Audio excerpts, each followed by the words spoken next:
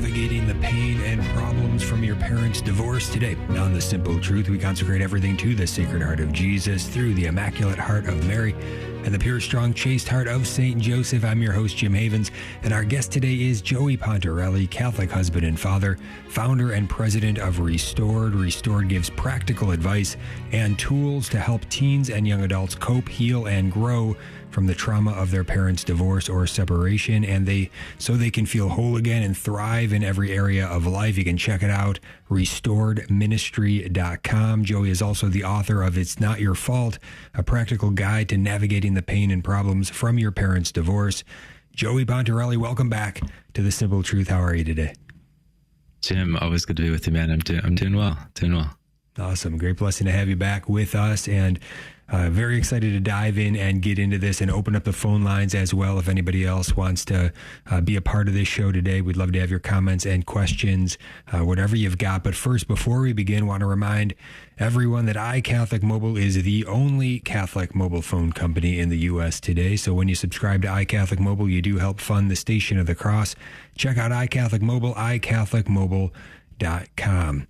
All right. As we begin, I do want to make mention Joey was on a couple weeks ago, if you missed him, on a Testimony Tuesday, sharing a bit of his personal testimony, which was fantastic. Highly recommend you go back and find that if you missed it. But for those that did miss it and are listening or watching right now, Joey, can you give a little background on your personal experience of your parents' divorce? How has it impacted your life, and anything in terms of just being able to relate to folks that might be out there listening today? Yeah, no, it's a great question. When I was about 11 years old, my parents separated and later got divorced, and it absolutely shattered my world. It brought a ton of pain and problems into my life. I struggled with emotional problems like anxiety, depression, loneliness, a lot of anger for me as a boy. I struggled with, in relationships. I was super afraid of love and marriage. I remember swearing I will never get married, because if this is where marriage leads, like, why in the world do I want to put myself through that? And years later, when I started dating and discerning my vocation, there's just so much fear and anxiety related to love, relationships, marriage. I really felt lost and incompetent at it. So that was a big area of struggle for me, which the research says is a very common thing for children of divorce. And finally, I fell into a lot of bad habits in an effort to cope with all the pain that I was experiencing. I turned to pornography and other sexual sins. That was kind of my main way of numbing my pain, of drugging myself. And that just, as you can imagine, only led to more and more emptiness. I was miserable. I heard Jason Everett speak, who I know both of us admire. I heard the message of chastity. He answered all the questions I didn't even realize I had about love, relationships, and sexuality. Just super helpful. Took his advice, got poured out of my life, started living a pure life. It really helped. I also got new friends. The sports buddies I was hanging around with weren't good for me. I was essentially becoming like them, and becoming more like them made me more and more miserable. And even as a boy, Jim, I knew I wanted to be happy. And so these new friends were really joyful people. I didn't really understand why, but eventually I learned that they were these devout Catholics who would pray. They'd, practice virtue and, knew their faith really well. And so I started to do all of those things and just seek out God's plan for my life. And all that really helped a ton. Huge for me, but I still felt broken. And so in an attempt to find some help, the questions on my mind was like, how do I heal? Because I saw a direct line between my struggles and the pain that I was wrestling with, directly tied to my parents' separation, later divorce. And so I wanted to know how to heal. And I was really shocked when I looked around that there was nothing simple, there was nothing specific, there was nothing, practical for a young person like me. And over the years, I just noticed how my siblings were struggling, often in serious ways. I noticed how close friends of mine were struggling because of their parents' divorce, often in really serious ways. And so over the years, after spending time in the business world, I just became really passionate about solving this problem. And so, like you said at the top of the show, I started Restored, a new nonprofit that helps teenagers and young adults who come from divorced or dysfunctional families. We help them to heal and build virtue so they don't end up repeating that cycle in their own life. And that's one of the scary things for people like us is we're afraid of repeating what we saw in our parents' marriage. Studies say that you're 2 to 3 times more likely to get divorced if you come from a divorced family, and none of us want that. And so the question is like, how do we avoid it? And that's exactly where we step in, where we're trying to help them. And so I found so much help and healing over the years through God's grace, through my Catholic faith, through great mentors, therapy, the list is pretty long. And today, I no longer struggle with bigger constant emotional problems. Like I said, I was able to get porn out of my life. I'm now married. I've been married for over 7 years. We have 4 kids, 1 in heaven, 2 on earth, and 1 on the way.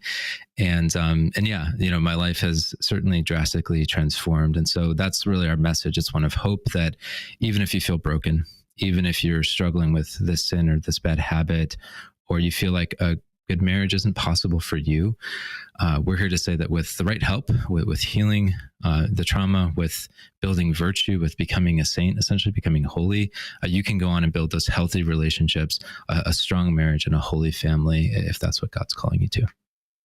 Joey Pontarelli is with us, restoredministry.com. And I certainly relate to Joey and to his story and to his good work. My parents separated, divorced when I was in my high school years. And it's something that is not talked about anywhere near enough. And if I would have had the resources that Joey is putting out there at restoredministry.com, along with his book, It's Not Your Fault, back then, it would have been extremely helpful to have someone kind of speak into these questions that I at the time didn't even know really what to ask or what was going on or how to make sense of anything. And so just incredibly important work that Joey is doing here. So grateful for it and still learning from it. Still have a lot to learn and really appreciate his work, even at my age now, getting into my late 40s here. But but really, really wonderful stuff. And so, Joey, can you? Well, actually, let me put the phone number out there first. If anybody does want to give a call, get on the line today, we'd love to hear from you. Anything on this topic? Did your parents' divorce affect your faith, your marriage, your view of family? Any way that it impacted you that you'd like to speak to and bring to the light here for the benefit of all? Any questions you might have? Feel free to call in and share any comments, questions. 1-877-511-5483. That's 1-877-511-5483. Joe, I want to ask you, it seems it would be a clear temptation for many parents who do divorce that they want to downplay the effect of divorce on children. Quite naturally, they don't want to feel so bad about it. But what is the truth of it? What is the reality of it? What do we know about the effects of divorce on children? What does the research say about how divorce affects children, short-term, long-term, whatever you want to share with us?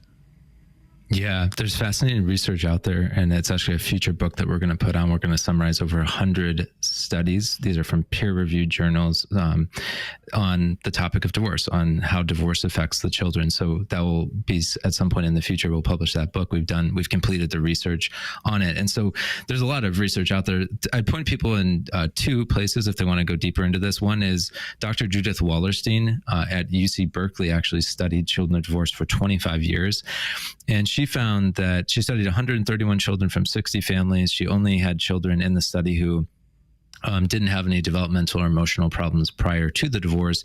And then she observed the impact that the divorce would have on them and compared them to their peers who came from intact families. And, after studying this for 25 years, she was shocked at the findings.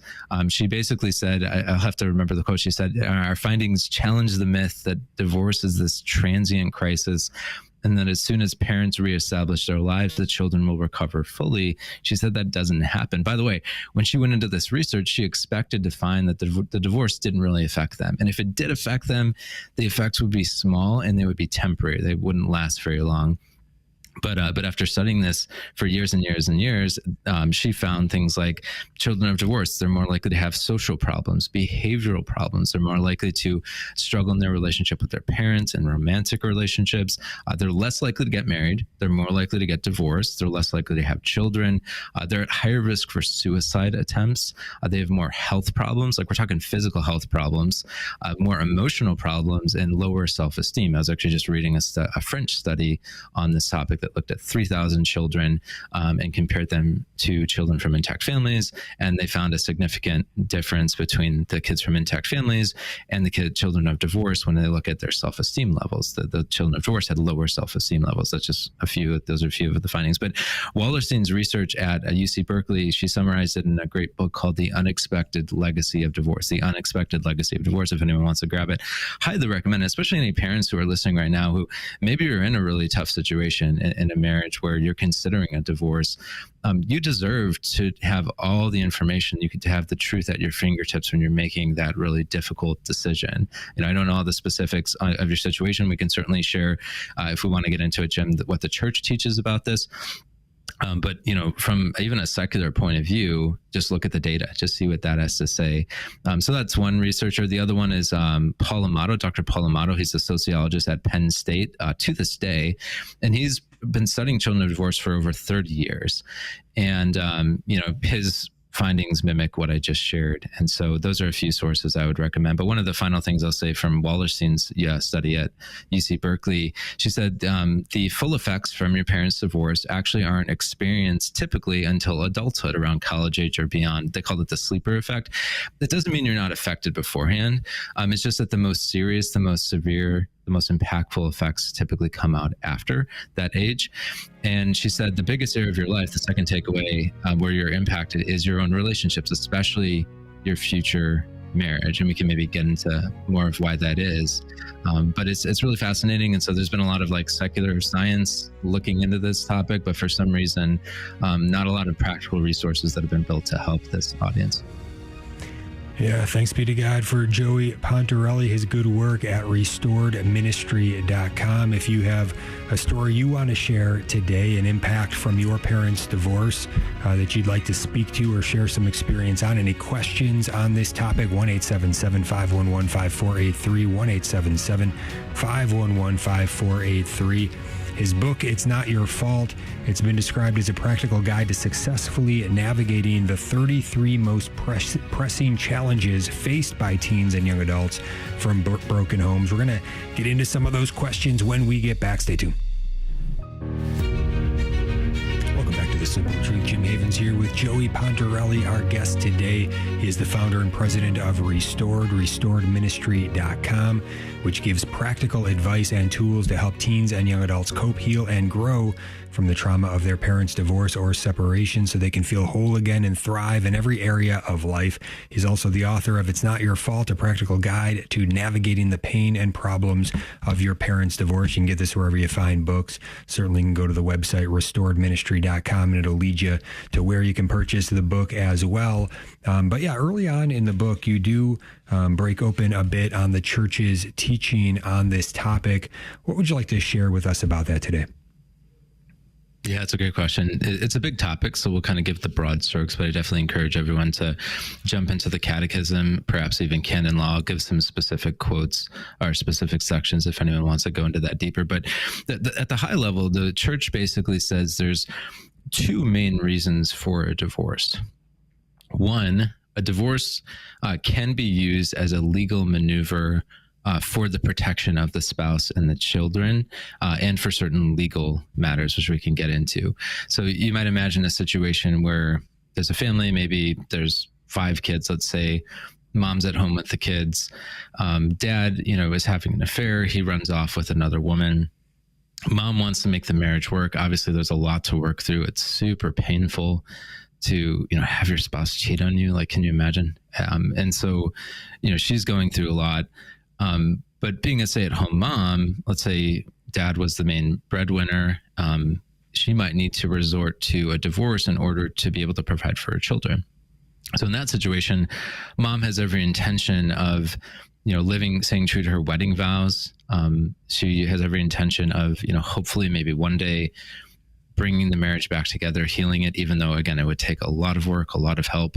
But in that case, the church says that a divorce is permitted. Some people even prefer going down the route of a legal separation, not a divorce, that there's a little less finality to it. So that's one kind of reason for a divorce that the church says it can be permitted. Always, with the help of a priest, get a competent, good priest who can help you discern that, navigate through that. The other reason, which the Catechism has really strong language, Jim, around this, even I think a lot of Catholics, we try to soften this a bit, but if you look at what the Catechism says, it's pretty rough. I'm looking here at it, and it says, divorce is a grave offense against natural law. It claims to break the contract to which the spouses freely consented to live with each other till death. Divorce does injury to the covenant of salvation, of which sacramental marriage is the sign. A little bit later, it says, divorce is also immoral because it introduces disorder into the family and into society. This disorder brings grave harm to the deserted spouse, like in the example, to children traumatized by the separation of their parents and often torn between them. I can relate to that. And because its contagious effect, which makes it truly a plague on society.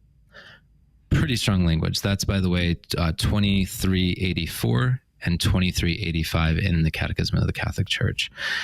So that lays out the Church's teaching. So essentially the Church is saying, if you leave your marriage because you're unhappy, because you want to just run off with someone else, any other list of reasons, that's wrong. That's a sin. That is something that you need to stay true to your wedding vows. You need to work through the problems that you're facing. Now, the reason I gave before maybe was a simplified example. People listening right now might be thinking, well, what about abuse? What about a situation where there's, physical abuse or sexual abuse, or, even just like very severe, prolonged, emotional abuse, though that's more difficult to define. Like, what about those situations? And in those situations, what the Church basically says is that, yes, there might be a need for the spouses to step away for a time, to get a breather, to seek help. But the goal would always be to bring the family back together, assuming it's safe. The Church is never saying continue living in an unsafe situation. Of course not. If a spouse is in danger, if children are in danger of violence, of being, hit, of death, maybe even, you need to get to safety. Of course, no brainer. What the Church is saying is that for especially those more minor things, we need to work through it. We need to build up marriages. We need to have this understanding that there are seasons within marriage that are difficult, that are hard. And we need to, instead of giving people the option to, hey, well, if you're not happy anymore, you can just go get divorced. We need to encourage them to stay true to it. And we can go into this a little bit deeper if you want to, but the secular research on this topic found that about 30% of divorces, a little less than 30% of divorces, are high conflict divorces. Those cases where there's, violence, where there's maybe the threat of death, where there's just a lot of visible dysfunction, things that it's a clear situation where there needs to be a lot of healing and perhaps even a separation for the safety of the spouse and the children.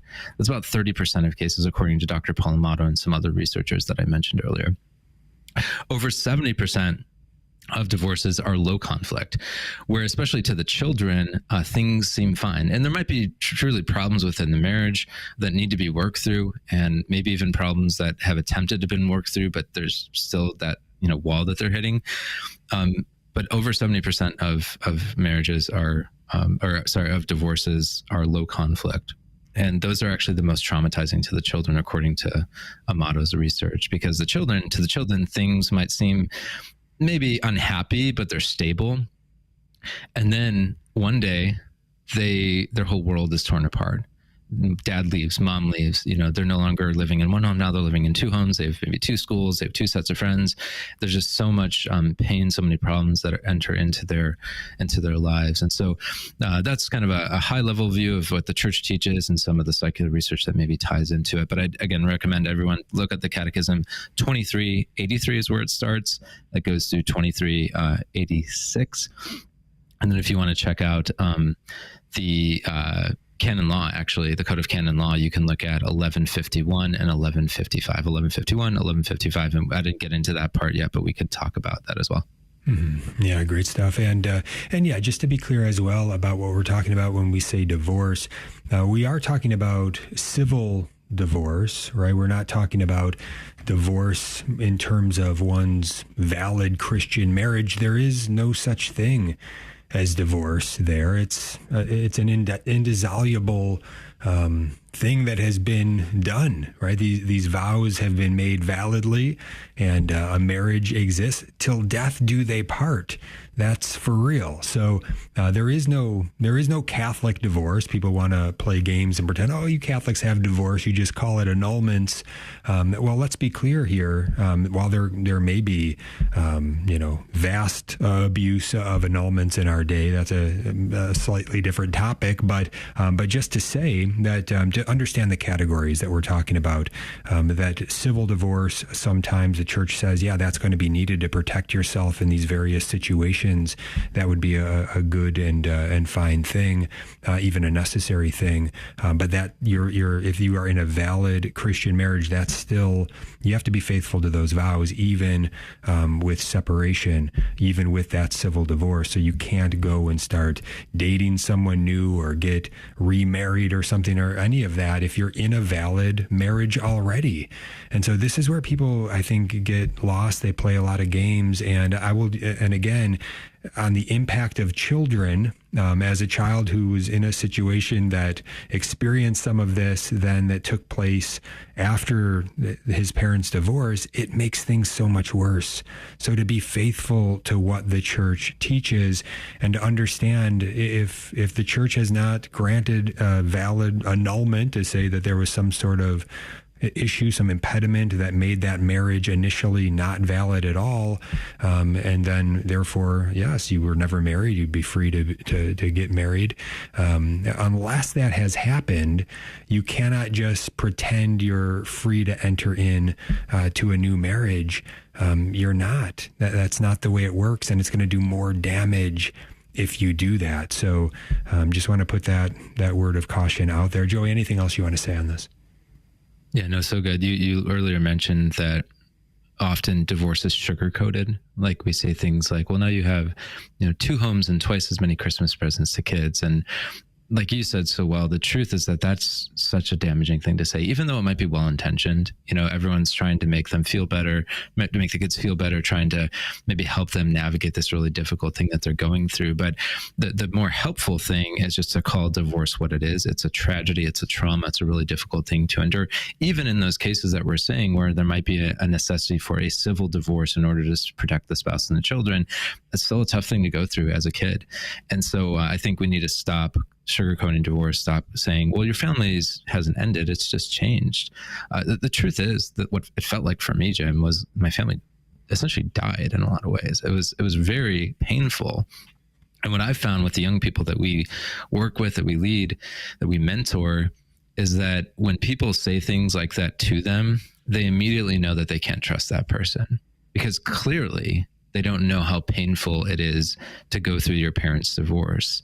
And so, we will definitely take our pain elsewhere, hopefully take it elsewhere and hopefully deal with it in a healthy way. And so I think calling it what it is, even though it's hard, is a much better start. But I think at the root of a lot of, we mentioned divorces and annulments and things, is this obviously really big misunderstanding of marriage. And maybe this is more popular in the secular world, but even I've seen it in the Catholic world too, where we assume that the purpose of marriage is happiness. As you and I know, Jim, the purpose of marriage is not happiness. The purpose of marriage is holiness. If you look at the Catholic wedding vows, the traditional wedding vows, nowhere in the wedding vows is happiness promised, which sounds super unromantic. But it's so important, because underneath almost every divorce that I've seen is this belief, consciously or not, we expect our spouse to make us perfectly happy. And when they don't, we tend to think, man, maybe I married the wrong person. Maybe I picked the wrong vocation. We might even be tempted to leave. And so I think like what I've seen is your marriage will suffer to the extent that you expect your spouse to make you perfectly happy. Only God could do that. Fulton Sheen wrote a lot about that. But does that mean there's no place for happiness within marriage? No, of course. It's a good thing to experience all the happiness that marriage can bring to make your spouse happy. That's a really good and beautiful thing. But we have to be careful.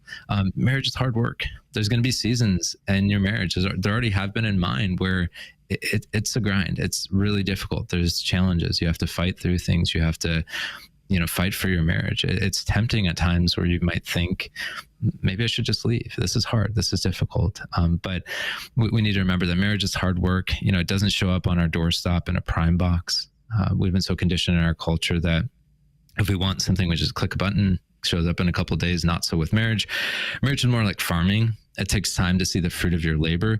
But we all know this. We all know that the best things in life take hard work. Like, ask any Olympian who won a gold medal how they did it. They're not going to tell you they did it by sitting on their couch and watching Netflix. They did it by showing up every day, putting in the work, especially on the days where they didn't feel like it. If we want great marriages, why should we expect any less? But I really think at the core of so many of the divorces today is this kind of self-centered attitude that, well, marriage is meant to make me happy. If I didn't find that happiness with a spouse, then that means my quote unquote soulmate is somewhere else out there. I'm going to go seek that relationship and be happy no matter what harm that might cause to the spouse that I'm leaving or to my kids. Yeah, I think that's very well said. And it gets to even perhaps the deeper root of a misunderstanding of what love is, right? What is authentic love? What is real love? To will the good of the other. So you've taken these vows, and now to will the good is to fulfill these vows, even if it's hard, even if it's more unimaginably difficult than you ever thought it would be. Well, by God's grace, let's go, right? It's in the next moment. Do your best to step forward faithfully and do what you promised to do. And that's an act of love. And the thing is that these acts of sacrificial love in union with our Lord, they actually do lead to deep happiness. We're going to be right back. Stay tuned. Welcome back to The Simple Truth. Jim Havens here with Joey Pontarelli, restoredministry.com. Joey, on the questions that you receive from children who have been impacted by their parents' divorce, what would you say is the most common question that you hear? That's a great question. I would say the questions are often related to relationship struggles. Another area is actually related, and by that I mean romantic relationships, dating, engagement, marriage. But after that, I would say related to their relationship with their parents. There's a lot of struggle for children of divorce when it comes to their relationship with one or maybe even both parents. There, any number of things that could happen. One of the most common is that mom and dad, or one or the other, potentially both, maybe badmouth the other spouse, when they're not in their presence, and share information that the kids don't need to hear. That's a big, big struggle. Another one is mom and dad might not be on speaking terms, so they pass information back and forth between the child as their messenger. Super damaging. I played that role. It was not pleasant. And probably the most impactful, those are really impactful too, is leaning on your child or having a parent lean on you as their therapist or as you being the emotional confidant, almost like a spouse of sorts, an emotional spouse. And that's extremely damaging. I've heard psychologists talk about it in pretty harsh terms, not to condemn parents, but to say, like, this is not good for your kid. It's not good for you. It's not good for your relationship. So I would say those are some of the most common. And then just wanting to know, like, how do I heal? How do I not repeat the cycle in my own life? I'm afraid of that. I've seen maybe other families where divorce ran in the family. I have a close friend of mine who, she actually came on my podcast. My wife and I are friends with her and her husband. She said that she's like, Joey, on the one side of my family, I can only think of one couple that didn't get divorced. One couple. And so I think there's a lot of fear. Like, I don't want to repeat this. I want to give my kids better. And thankfully that is happening in large part. But on the other end of the spectrum, we do have people who are just running from love and marriage. We see this struggle a lot. There's just a lot of fear. Like I experienced, they don't want to repeat that cycle. And so they think, well, I'm better off on my own. I'm better off just not going down this path of love and marriage and opening myself up to that possible hurt. So there's so many different struggles that they face. I didn't even touch on emotional problems if they're dealing with a lot of anxiety, depression, things like that. We obviously are not therapists, so we refer that out to trained therapists. But yeah, there's any number of struggles that they bring to us. Yeah, your book is called It's Not Your Fault. What are some things that children impacted by their parents' divorce, what are some things that they blame themselves for? Yeah. Oh gosh, this is a big one. So I would say that there was a girl who came up to me after a talk I gave to a bunch of college students. So she was a college age girl. She said, Joey, she said, my dad still blames me for the divorce that happened 10 years prior. Now, to be fair, I've never heard of another parent who explicitly, blame their child like that to their face. I've heard, stories where maybe they said it behind their back or alluded to it, but I don't think most parents are saying that or even believing that. But I think kids can certainly feel the responsibility. They can feel like, man, if I wasn't around, and that's what that dad was implying. Like, if you kids weren't around, we would have never gotten divorced. And so that's certainly a big struggle, feeling like your parents' divorce is your fault, blaming yourself for your parents' divorce, blaming yourself for the struggles that they had in their marriage. Or if maybe you know better than that, maybe you're like, no, I don't struggle with that. You might still feel some level of responsibility, like, well, I did, maybe I was misbehaving at that stage in my life. If I had my act together, maybe they wouldn't have gotten divorced, or maybe I could have done something to help them, especially if you're a little bit on the older side. Maybe you're thinking like, maybe I should have said this or did that, or I could have intervened, or I could have made everything right. And so that's tempting to think too. But to anyone, listening who maybe struggled there, I would just say that, there's nothing that you did to cause it. There's nothing that you, can do to fix it. You couldn't have prevented it. It's really your parents' job to fix their marriage, not yours. It's not your place. And what I've seen too is typically the problems that led to the divorce were probably there long before you were. They didn't originate with you. Maybe they got worse because of the stress of life. But they probably didn't start with you. And and so there's a lot there, certainly. But I think that at times when parents say it or other people say things like that, it can make kids feel like it's their fault when it's really not. Mm-hmm. Joey Pontarelli is with us, restoredministry.com. If you have a question or comment you want to get in, 1-877-511-5483. That's 1-877-511-5483. Joey, what do you say to somebody who thinks, I turned out fine, my parents' divorce didn't affect me at all? What would you say to them? One, awesome. That's great. Two, you're kind of a statistical anomaly. To be honest with you, if you actually read the research, there's a lot of struggle that comes along with this. Three, I would say define fine. What do you mean by fine? Do you mean that your life is going really well, or do you mean that you're functional even though you're struggling with an addiction, or you have a hard time holding down a relationship, or you can't trust people? Like there's often these problems that we carry with us. We're all guilty of this. We carry with us that we assume are normal, when in reality, if we hold them up against, a blueprint of the human person that's truly flourishing, we would say, oh yeah, no, that's not normal. And, maybe that is related to your parents' divorce. And so to anyone in that situation, I would say, just get curious. I'm not saying that, you have to walk around saying like, oh, my parents' divorce was the worst thing, I'm doomed now. Of course not. That's not what I'm saying. But there's something about one of the there's different stages of healing. And one of the things I found helpful that kind of originated from JP2, and I've learned from Dr. Greg Bottaro, is healing starts often at the level of self-knowledge. Because so often, Jim, I'm sure you can relate to this. I know I can.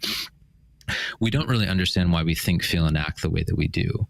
And so where healing often starts is on the level of self-knowledge, of digging into our story, of understanding what happened to us, the different people that played a role in that.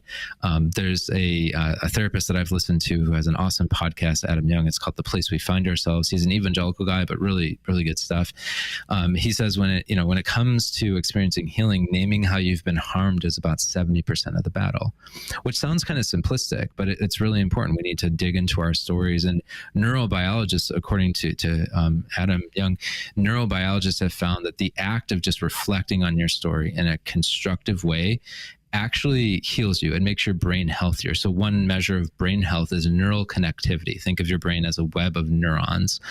The more connections between those webs, the healthier your brain. Reflecting on your story in that active way that I said actually increases neural connectivity, thereby making your brain healthier, making you healthier. So we have to go back. We have to, as Father Mike Schmitz says, in order to be restored, you have to visit the place of your ruin.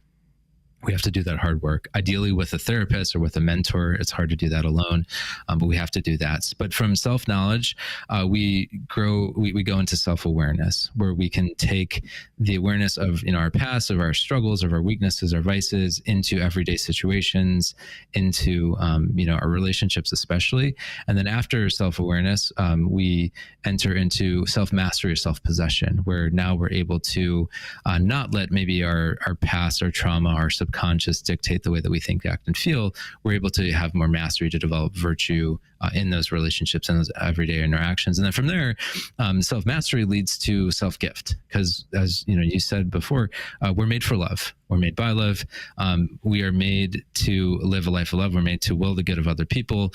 And so often our brokenness, our untreated brokenness, our unhealed trauma can actually be a barrier, can prevent us from loving people well. And so if we do find healing and we grow in virtue, then we're able to actually love better. Our capacity to love increases. And that's just such a good and beautiful goal. So so that's been helpful for me, but those are a few things that I would say.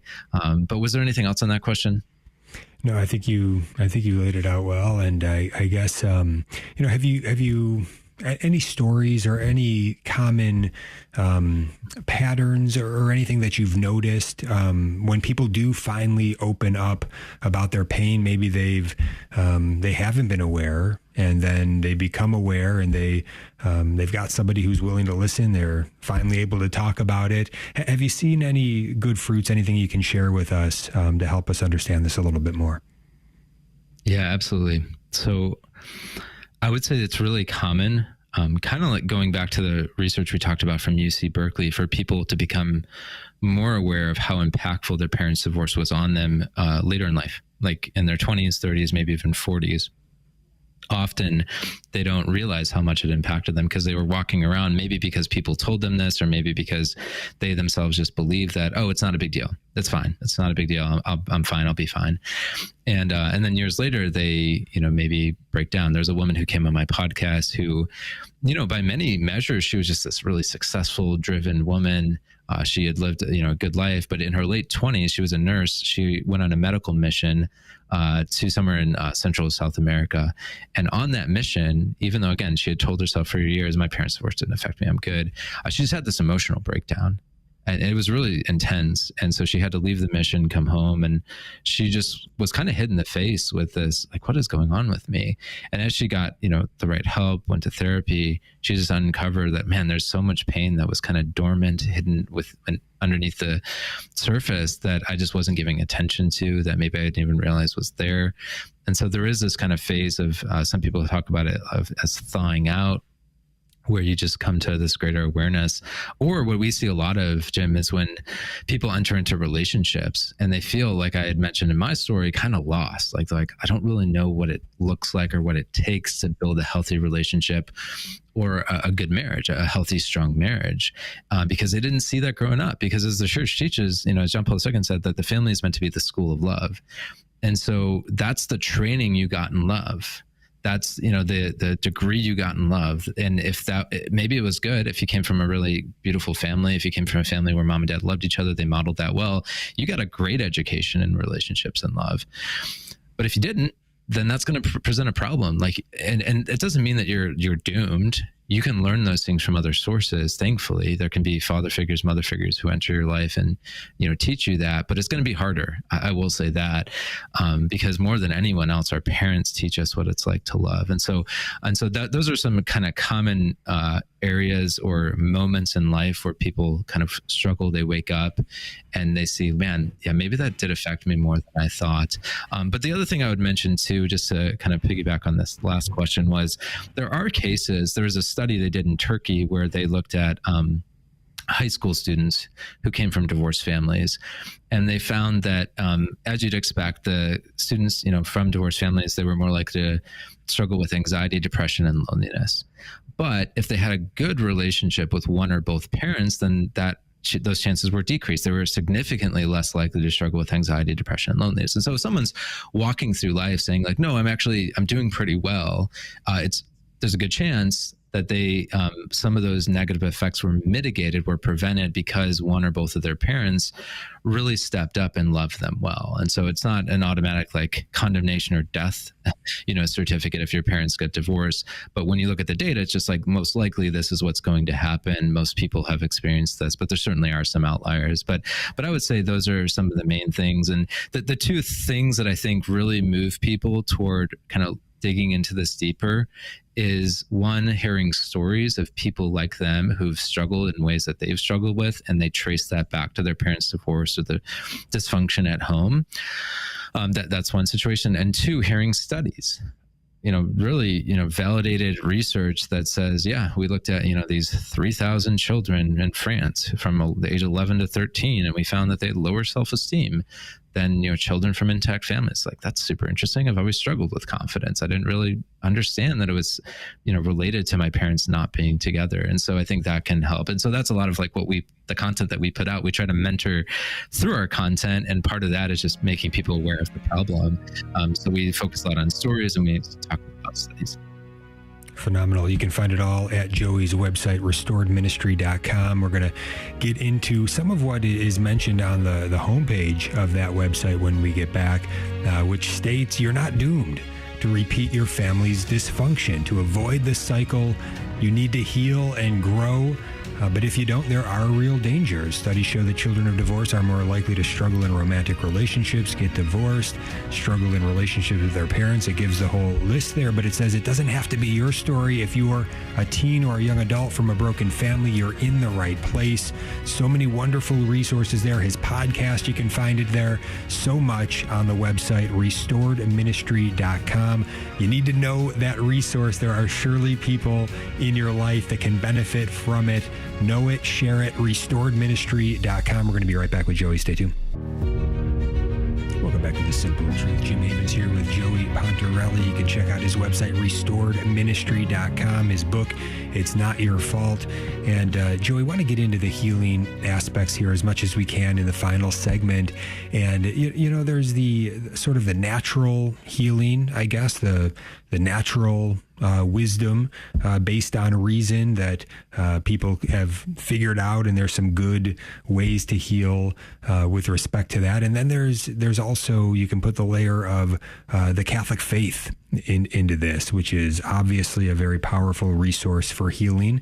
Our Lord Jesus, the divine physician himself. And so how does this fit together? What do you recommend for people? Should they understand that both aspects are needed? Certainly the aspect of going to Christ to me seems paramount. And if we know he is in the Holy Eucharist and living the Catholic faith, and we get all of that, then, so much of just being faithful, a faithful Catholic is going to bring you healing along the way. But there still may be a need for some other resources as well. What would you say about it? Yeah, no, it's a great point. And I do think healing works that way. There's like the human level of healing and the spiritual level of healing. The greatest hack you'll ever experience, the greatest healing hack is grace, is God's grace, which is God's life within us. And one of the effects of grace is that it helps us to do good and avoid evil.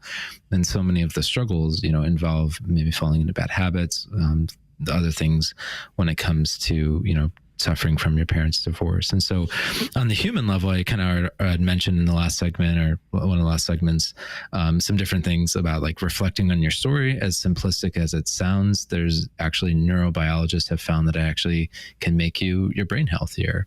But that's on the human side. There's also writing exercises that we talk about that can be really helpful. This is not the same as like kind of mindlessly journaling, but there's a researcher at University of Texas at Austin who's been studying this for basically over 40 years and has found that people who do these specific writing exercises are less depressed, they're less anxious, they're happier, they're healthier, they have better memory, more success at work, all these awesome benefits.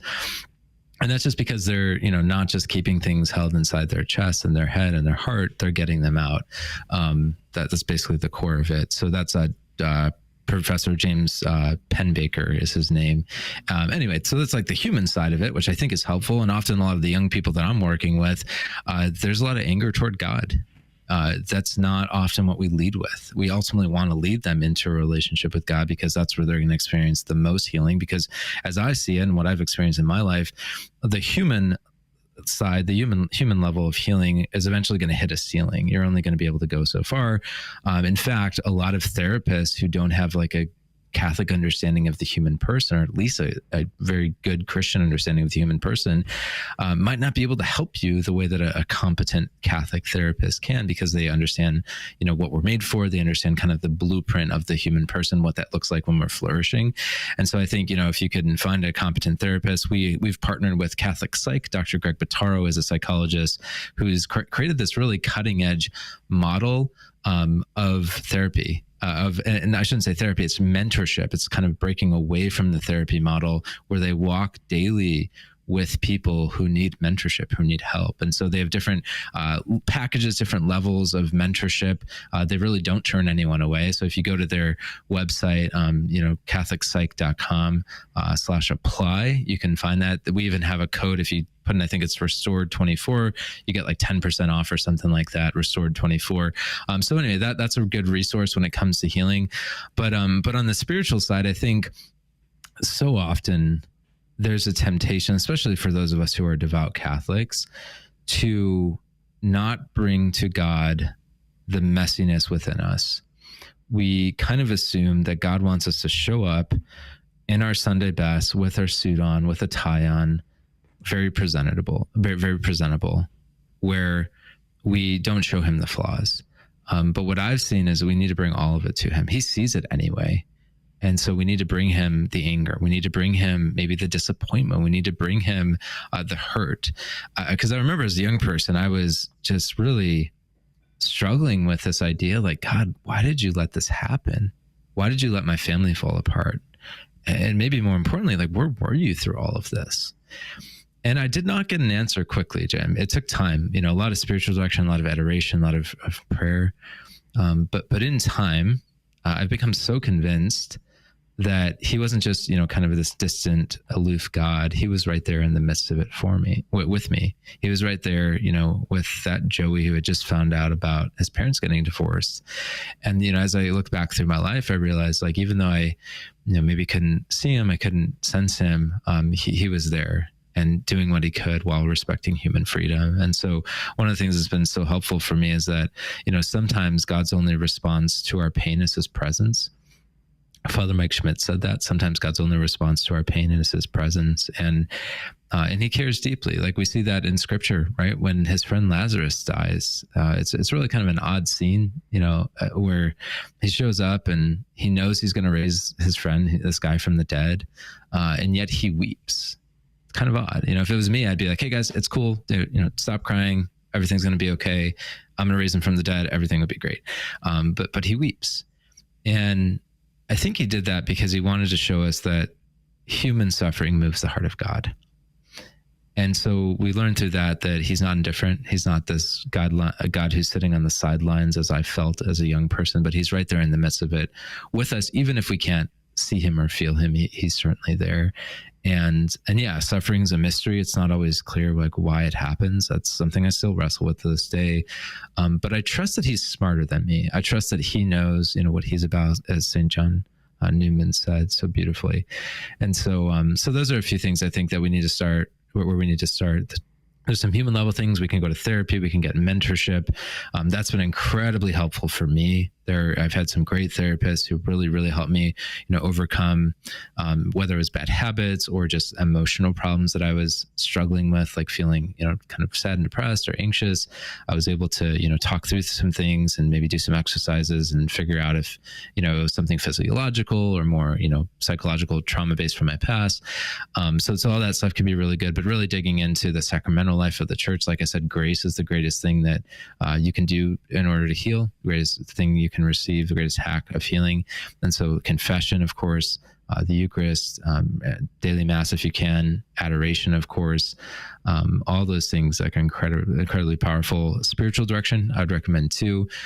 The spiritual director's role is not to be a therapist, but to really just help you interpret God's voice in your life and interpret where you feel led by God. And so those are a few things. And the final thing I would say, a couple of things is, so I kind of mentioned all those things under the umbrella of coaching. So whether it's therapy or mentorship or spiritual direction, that's kind of like under the coaching umbrella, we could say. The other C's that we preach about is good content. So it's incredibly good content, good information. Educating yourself can be incredibly transformative. And so I would say, consuming content around healing, trauma, like learning more about how that affects you and how to heal from it is incredibly helpful. That's one of the things we're trying to do with our podcasts. Our whole ministry really is put out content that's really helpful, that informs people, makes them aware about, brokenness, trauma, but also how to heal from it. Dr. Bob Schutz has a lot of great stuff out there. I already mentioned Catholic Psych. There's some other, great apostolates too, doing good work on when it comes to healing. So consuming good content. And then finally, I would say community, right? Walking with people who, are kind of not necessarily mentors who are above you, but friends who are beside you. And I know, Jim, you're so big on helping men become, the masculine men that we're called to be. And what I've seen in my own life is like, we need good men around us who can challenge us, who can sharpen us into being the best men we can be. And so it's especially helpful, whether it's, men and women in a group, to have a group of people who can relate with you, who've gone through their parents' divorce, who come from a lot of dysfunction, and can say, yeah, me too. I totally get that struggle. Here's what worked for me. Here's what was helpful for me. You can feel less alone and maybe even get some ideas and resources for how to navigate those difficult waters. So the content, coaching, community, those are kind of the 3 C's that we preach when it comes to healing and navigating your parents' divorce. Yes, Joey Pontarelli, restoredministry.com. The book, It's Not Your Fault. You can find it there as well, restoredministry.com. Joey, thank you so much for being on with us. Thank you for all your great work. My pleasure. Great to be with you. And we're here to serve and help anyone who has gone through their parents' divorce or wants to help someone who has. Awesome. Yeah, Joey laid out so much that is so good for us. And there's our Lord. We got to go to our Lord, and he's going to help us along the way. So just keep moving forward. God bless you all.